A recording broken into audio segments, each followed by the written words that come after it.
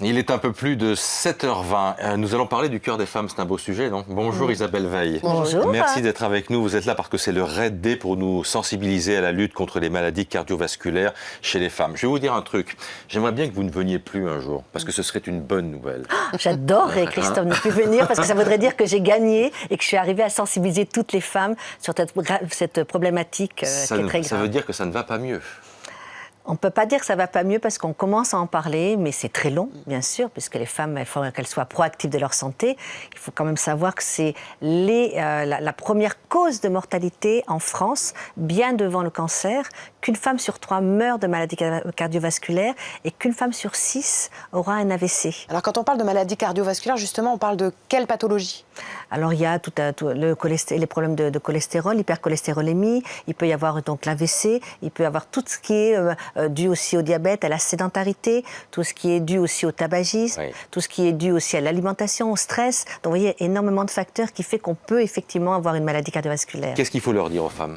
Il faut absolument leur dire qu'il faut qu'elles soient proactives de leur santé. Attention à leur alimentation. Prévention. Exactement. C'est vraiment, c'est-à-dire que c'est une montagne à gravir parce que c'est sûr que c'est compliqué de nos jours avec le style de vie que l'on a, mais c'est prévention à 150%. C'est-à-dire le tabac, on arrête?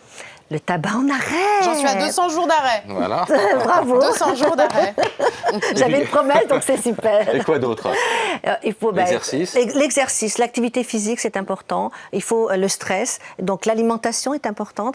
Faire attention à ses paramètres, par exemple sur l'IMC, faire attention à son tour de taille, on va dire. Ça nous concerne tous, ça. Ça nous concerne tous, exactement. Et puis se connaître aussi, parce qu'il y a des chiffres dingues. Quasiment aucune femme ne connaît son taux de cholestérol, par exemple. Exactement. Mais alors, justement, moi, je travaille avec les jeunes femmes qui ont la pilule et qui font un bilan pilule chaque année.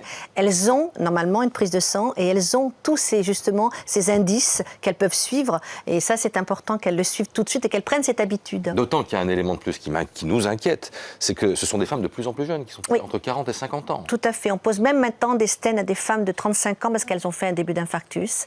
Il faut dire qu'il y a un facteur qui est très aggravant, c'est le tabac et la contraception. C'est un facteur vraiment très aggravant.